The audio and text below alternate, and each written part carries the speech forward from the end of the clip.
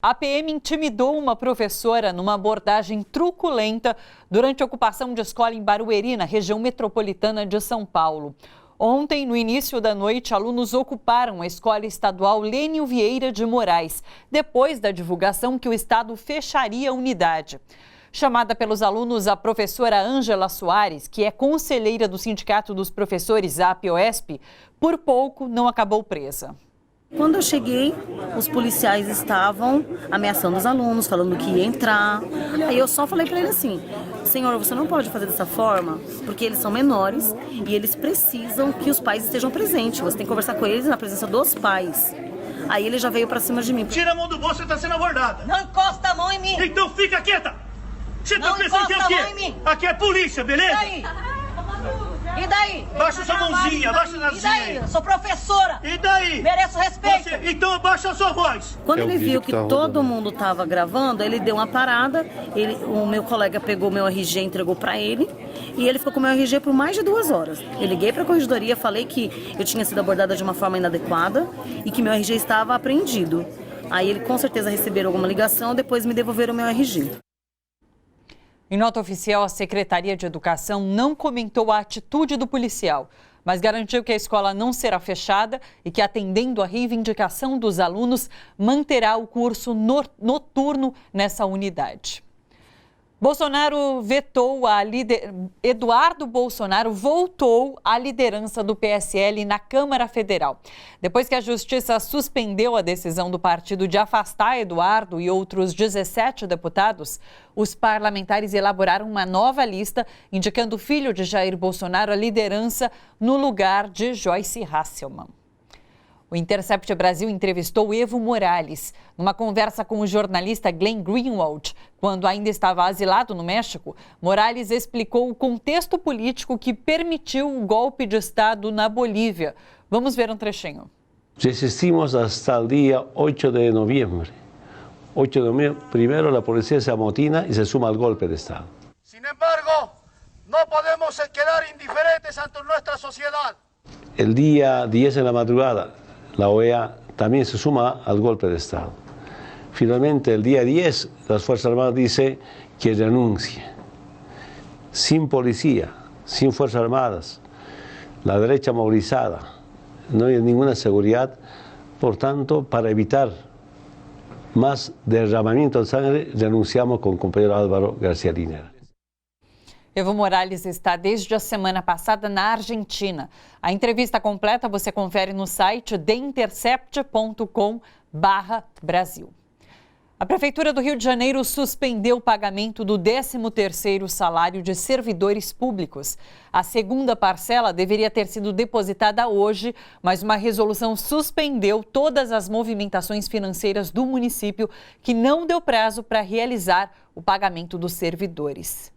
A gente conversa agora com o Fernando Brito, do Tijolaço. Oi, Fernando, tudo bom? Tudo bem, mas não para os servidores municipais, pelo visto, né? Que dificilmente vão receber esse ano a segunda parte do 13º. Na verdade, nós estamos tendo uma reedição da maldição que tem pesado sobre o Rio de Janeiro desde os últimos 3 anos, né? Com o salário de funcionários atrasados e a caixa rompida, primeiro no governo do Estado, e agora na Prefeitura, que tinha conseguido atravessar esse caminho. Acho que tem 3 coisas que se somam nessa situação. A primeira é que, de fato, a situação financeira do Rio de Janeiro é extremamente pesada. Não só porque o município tem que honrar uma política expansionista que foi feita ainda na gestão do Eduardo Paes, na gestão passada, que deixou a Prefeitura com pouquíssimo caixa. Em segundo lugar, porque o Rio de Janeiro é uma cidade que vende serviços e a quantidade de serviços vendidos no Rio de Janeiro tornou-se muito pequena, e as folgas financeiras da população também não permitiram que o imposto predial e territorial urbano acompanhasse as necessidades de arrecadação da Prefeitura. E terceiro, que certas bondades foram feitas pela Prefeitura no ano passado sem que houvesse condições de fazê-lo. Me refiro especificamente à redução do valor cobrado no imposto de transmissão de bens, no aumento do imposto de transmissão de bens imóveis, que fez com que essas compras de imóveis, em muitos casos, tenham sido retardadas, subnotificadas e fechadas através de contratos de gaveta. O Rio de Janeiro não tem condições de sair dessa crise sozinho. A Prefeitura do Rio de Janeiro é uma máquina extremamente pesada, porque o Rio de Janeiro teve sempre uma carência muito grande de serviços, né, porque foi boicotado durante os anos 80 pelo governo federal, e porque as condições em que se separaram o antigo estado da Guanabara, né, deslocando competências para o governo estadual do Novo Rio de Janeiro, e da prefeitura, que ficou com a maior parte dos serviços, são realmente difíceis. Né? Mas eu acho que tem um outro fator sobrevoando toda essa situação, que se chama eleições de 2020. Sim. Veja, criou-se um cenário estranhíssimo no Rio de Janeiro. É o estado onde Bolsonaro goza de um dos menores índices de aprovação entre todos os estados brasileiros. Tem 41% de rejeição do governo federal. Ao mesmo tempo, nem ele, que tem 19% de aprovação, nem o Wilson Witzel, que tem 18% de aprovação, se descolam muito um do outro em termos de perfil do eleitorado, embora os dois estejam em guerra. Hoje mesmo aconteceram 2 episódios, um em que a gente sente o possível dedo do Bolsonaro, que foi a ação da Polícia Federal, que, segundo vazou a Veja, está apontando o financiamento do suposto Caixa 2 na campanha de Wilson Witzel, através de um deputado, de um empresário da área de saúde, que já tinha sido preso ano passado no Rio de Janeiro, mas que agora firmou uma delação com o governo federal.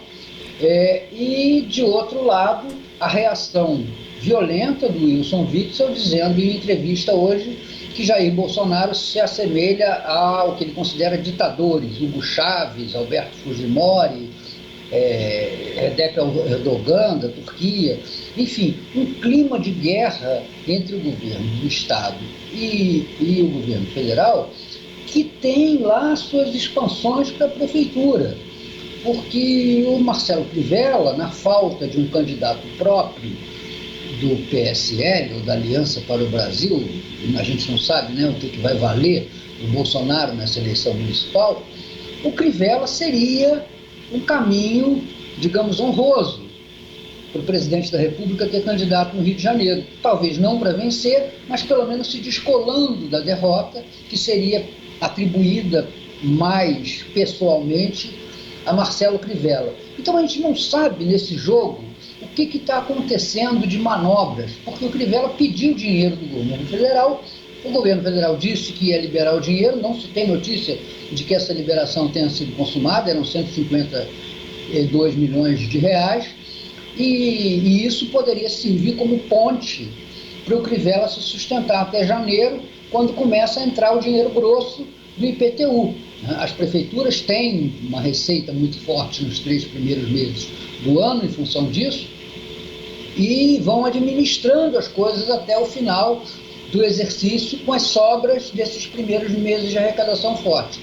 Talvez Crivella não consiga chegar até lá e nós tenhamos, como disse o seu ex-chefe da Casa Civil, o vereador Paulo Mafena, a decretação da falência da Prefeitura do Rio de Janeiro. Veja, quem diz isso é um governista, o ex-chefe da Casa Civil de Marcelo Crivella. O Wilson Witzel, o governador do estado do Rio, também deu uma coletiva hoje dizendo que o estado não tem como ajudar a cidade do Rio, o município do Rio de Janeiro, e daí a gente vê também essas questões políticas que permeiam toda essa situação do Rio de Janeiro. Queria conversar com você também, Fernando, sobre esse vídeo do policial agindo de forma bastante truculenta contra a professora. E não é, mais uma vez, não é um caso isolado, e a polícia parece que cada vez mais tem elevado esse tom autoritário, truculento. No Pará, hoje também teve repressão da Polícia Militar a uma manifestação contra a reforma da Previdência no Estado. Então, assim, a polícia adotou um outro tom diante da população. A polícia já vem adotando um tom crescentemente agressivo nos últimos anos. E isso, em grande parte, é culpa de um sistema político que trabalhou demagogicamente a questão da violência e que fez com que o país, nas últimas décadas, tenha criado uma prioridade para a segurança que se traduz numa espécie de república da polícia.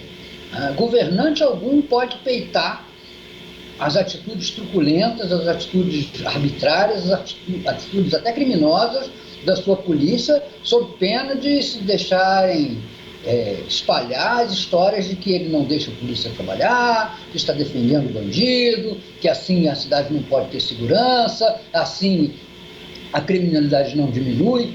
A gente viveu isso aqui no Rio de Janeiro desde os anos 80, quando se impediu que a polícia fizesse incursões violentas, sem planejamento, nas comunidades pobres.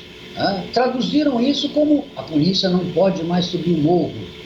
Quando as pessoas que estavam no governo começavam a exigir da polícia que tratasse os cidadãos com respeito, estabeleceu-se uma insólita discussão dizendo que essas pessoas não podiam ser tratadas como cidadãos, porque eram apenas elementos. Então, nós fomos criando isso. E não surpreende que esse policial tenha tomado essa atitude de estar com as costas quentes. O Dória colheu aí em São Paulo um amargo preço, e isso foi registrado pelo El País, quando afastou aqueles PMs lá de Paraisópolis. Houve manifestações das associações de policiais, de políticos como Eduardo Bolsonaro, criticando a atitude do governador, porque tomou a simples providência de colocar esses policiais em serviços administrativos enquanto não se esclareciam os detalhes daquele episódio. Então, quando você tem uma polícia que é inimputável, essas coisas acontecem.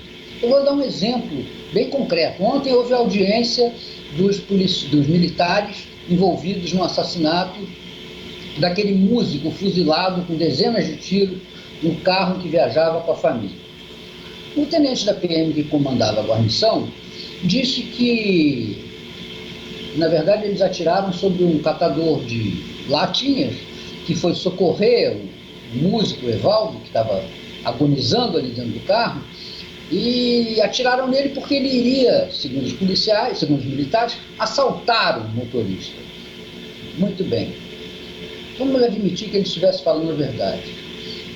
Como é que se explica, então, que o carro que estava sendo assaltado tenha sido cravejado com mais de 60 tiros de fuzil? Quer dizer que, então, você atira no assaltante e no assaltado? Evidentemente, isso é uma mentira. Mas todo o contexto foi levantado para que se pudesse aplicar ali, se não legalmente, pelo menos mentalmente, o excludente de ilicitude pelo qual Sérgio Moro e esse governo vem brigando. Não, os patrulheiros, os militares estavam assustados porque teriam captado pelo rádio, não se sabe como, não se sabe que os rádios da polícia, do exército, peguem as faixas usadas por intercomunicadores de marginais, que eles iriam atirar até deixar a viatura militar encharcada em sangue. Olha, isso é uma história para boi dormir. O que houve ali foi uma tropa desqualificada com poder na cabeça e poder nas armas. Eu até lamento por esses cidadãos aí, esses militares, porque eles, a rigor, não são os maiores culpados nessa história. Eu nunca acho que o cachorro é culpado quando o dono assula o cachorro e manda ele morder. Esses homens foram mandados para a rua para matar, para atirar e perguntar depois. Claro, os comandantes que definiram esse tipo de comportamento estão lá, bem tranquilinhos. Mas esses policiais, independente disso, eles não podem ser tratados com a leniência de quem acha que foi por acaso que se dispararam 257 tiros de fuzil em toda aquela cena, sem um tiro de revide. Na verdade, foi um fogo unilateral. 250 tiros significam, para cada um dos 9 policiais que estavam envolvidos na história, praticamente 30 tiros por policial, um pouco menos para alguns, porque esse tenente que diz que estava assustado, que foi combater o ladrão, disparou 70 vezes o seu fuzil. uma rajada de metralhadora.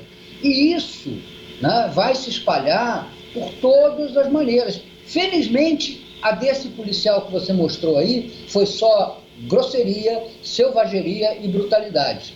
Porque para isso passar para a letalidade custa muito pouco. Com certeza. Fernando, muito obrigada. Um grande beijo para você. Obrigado, até logo. E um bom ano novo, um bom Natal para todos os espectadores do Bom para Todos. É isso mesmo, para você também. Feliz Natal, feliz ano novo. Até o ano que vem, Fernando.